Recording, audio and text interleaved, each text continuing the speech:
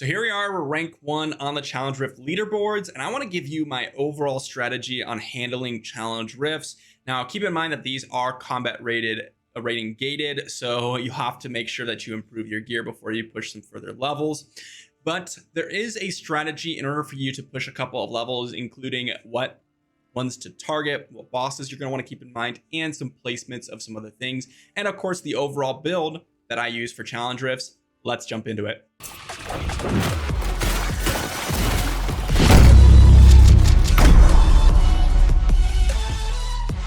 So first off, we have to talk about the build, and we have to talk about Arrow Keeper. This thing is a monster. If you don't have Arrow Keeper, then there's no reason to use Banner. And I'll talk about a few other skill adjustments that you can do if you don't have this legendary item. But this allows you to put the banner on your back, which makes it invincible, so it can't be killed by the monsters. Also, if it's not on your back, you're going to move out of the radius of it, and it's not going to give you full value. So you definitely want Arrow Keeper if you're using Banner.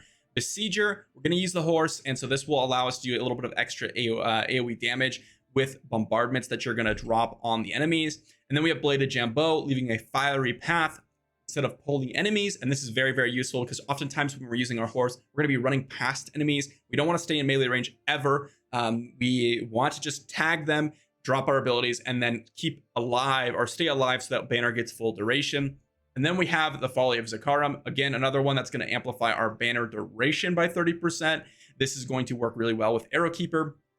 Then we have the Bristle, and this is going to give us a little bit of an AoE shockwave that shoots out from our basic attack, allowing us to give basically a ranged attack that's dealing 25% of our total damage on our basic. This is going to be lots of extra damage just because otherwise we couldn't get in any damage because we're melee characters without a ranged attack.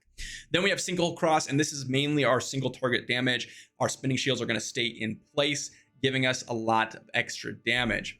Now, what skills are we running? Well, I already talked about the banner and all the skills. We're running banner, giving us extra crit chance. This is going to be very useful. And the reason we're running banner, even though we're not giving it to everyone, we want to go in for burst damage. We want to place our skills and then back up and then just basic from range with that shockwave. So banner is going to be the perfect skill for that. This is what I've found that has allowed me to push a little bit farther in the Challenge Rifts. The spinning shield is going to give that single target damage by staying in place. Look at this, 22k damage if you're able to get the full duration, which is perfect for the bosses. Consecration. Otherwise, without Consecration, I would have loved to use Conjuration of Light. But because we don't want to stay in melee range, Consecration, we drop it at the ground, walk the enemies through it, and get some extra damage there. Draw and Quarter for our massive movement speed bonus and gathering up enemies, as well as just giving us extra incidental damage running through enemies. And then Sacred Fire, it's going to be less tanky than Punish, but you can see it's going to do more damage, as well as giving us a shockwave that shoots outwards, which is very, very good. Now, this right here, Banner, you could replace this, but honestly, Banner is so much better than the other options you have. You could run Conjuration of Light if you happen to have that, but with the helmet modifications, Arrow Keeper and Folly of Zakarum, you're going to want to replace this with Civ Kit's Advantage, and I can go ahead and show that one over here in the Essence Transfer. Civ Kit's Advantage will give you a 30% extra duration on your Draw and Quarter for your horse. And then the helmet that you're going to want to run is something a little bit different. So let's go ahead and just showcase this one. So right here, Civ Kit's Advantage is going to be this one right here. Draw and Quarter duration is going to increase by 30%. And if you don't have Banner, you're going to want to run either you could run two things. One, you could run the Consecration moving with you, although I think that that's a little bit of a detriment. But you can see here, most of these are just Banner modifications. So really, there isn't many other options. You don't really want to run Shield Glare. You don't really want to run Sweep Attack. I don't think those are very, very good. But you could replace the helmet with that Consecration moving with you. That could get you a little bit of extra damage. But Banner itself, you'll definitely want to run Conjuration of Light, or you could run Falling Sword, or you could run Sacred Chain or Sweep Attack just for the extra damage. But Banner is really going to be your best option. I highly recommend you use Banner if you have the chance with Arrow Keeper. Now, with all that being said, let's go ahead and just jump into a Challenge Rift real quick and showcase a few strategies when we're jumping into Challenge Rifts. So we're on level 75. We're going to see if we can beat this. I had a really tough time on 74. But when we enter the challenge rift, you're going to notice the map. And if it's a bad map, what I mean by bad map is if the corridors are too small, if the monsters are too spread far apart, if the monsters are ranged. For us as Crusaders, ranged classes are very, very tough to deal with. All those things are a situation that's happening, then you're going to want to swap challenge rifts. Now, this hell map generally is one that's not very good because the monsters are more far spread apart, but we have a lot of melee characters here, so I do want to give this a chance. I'm going to go ahead and run around here and just kind of test the waters. And you can see here, there's our first elite pack. So I'm going to go ahead and just try this one out and see what we can get done. The basic strategy for challenge rifts are basically group up the enemies and burst them down with our banner. Now, you're not going to want to stop for anything other than the blues and groups of enemies. And this is kind of how it works with this one. You're just going to run through, tag the monsters, drop your skills, and then move on to the next group. That's really how you're going to want to handle this one. And you can already see that we're already losing a lot of time here just because of how spread out the monsters are. So what I'm going to do is I'm just going to go ahead and respawn at the checkpoint, and then we're going to try a different spawn here. So we're jumping into a new one, and this is going to be the kind of like the ancient arena, but this one happens to have the hell monsters, which I think is actually one of the best spawns. As long as there's not too many ranged characters, and there really isn't for this one. I really like this one. So we're going to go ahead and try this one out.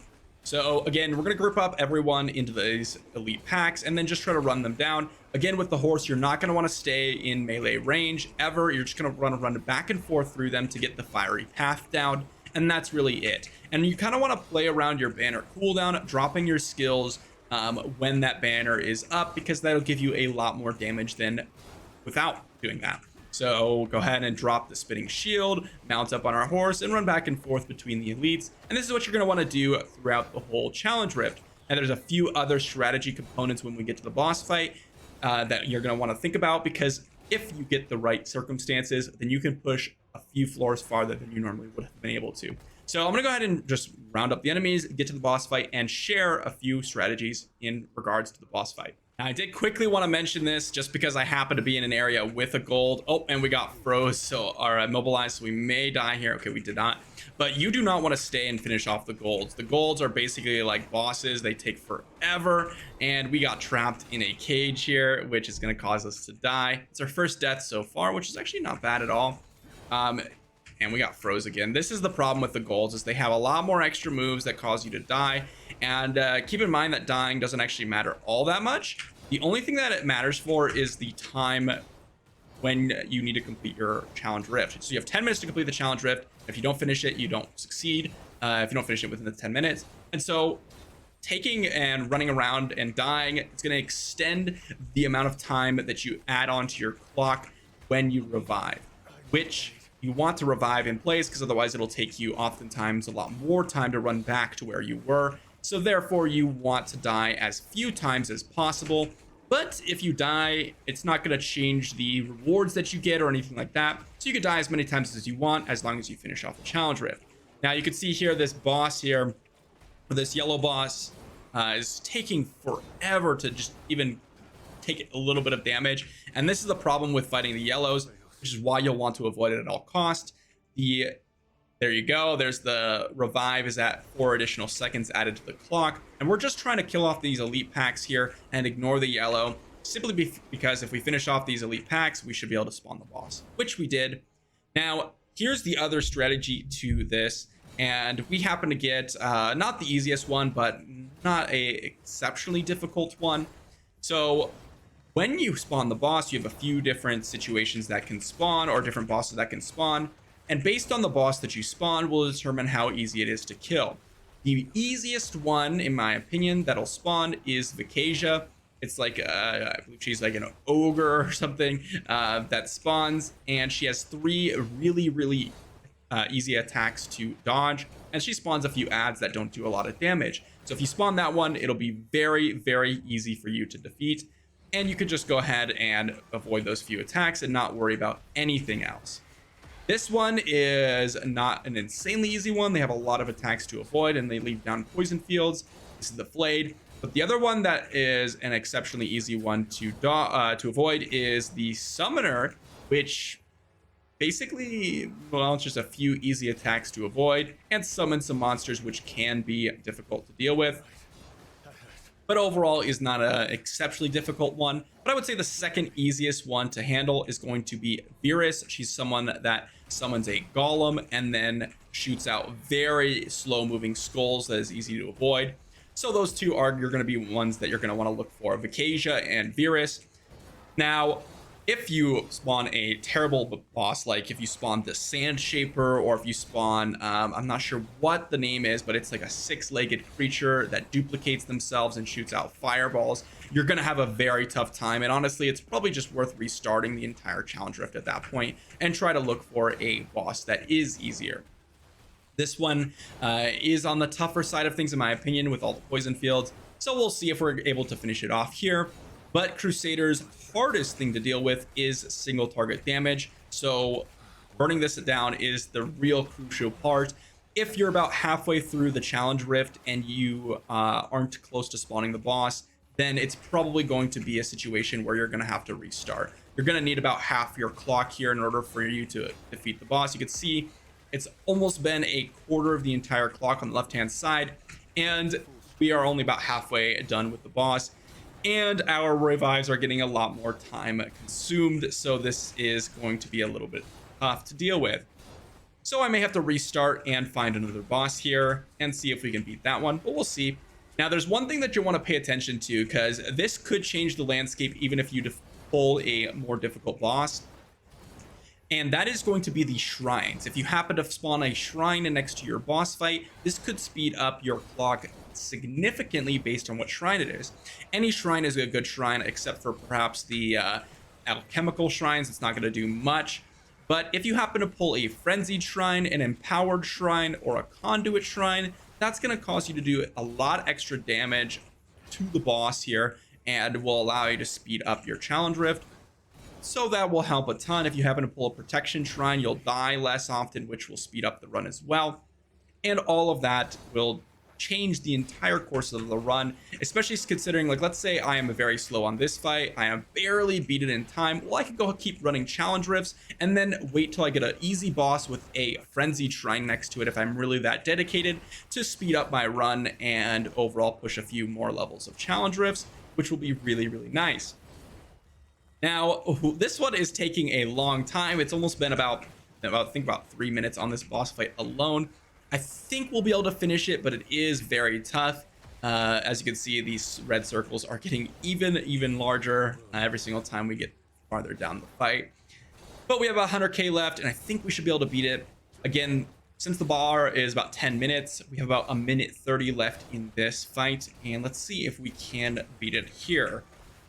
I'm not going to be pushing for 76, and I'll talk a little bit about that later on after we finish that, because every floor, every 5th multiple is going to give you increased rewards at a 5 times rate compared to the previous floors. So it's not even worth doing, and I'll show you the upgrade costs and all that for myself later on in just a moment here. But we're getting very close. I think if we die another time, I think that it's probably game over here, so I'm going to try to stay alive as best as I can. I think I'm just going to pop the ultimate, make sure that I'm able to finish here. You can see it was 9 minutes and 51 seconds, which is barely within the time frame. So this is about as far as I can push unless I look for those shrines or an easier boss.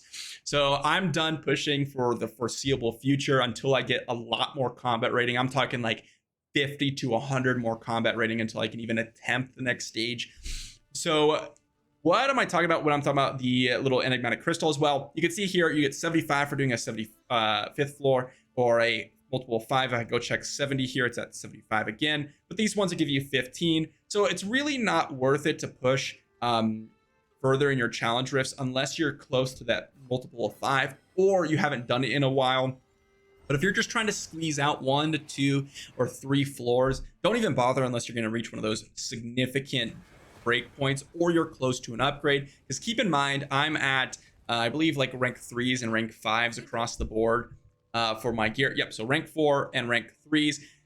Completing that 75 was completely worth it because I got to my next upgrade. But you can see here, once I upgrade this, I'm going to go ahead and upgrade the one with strength.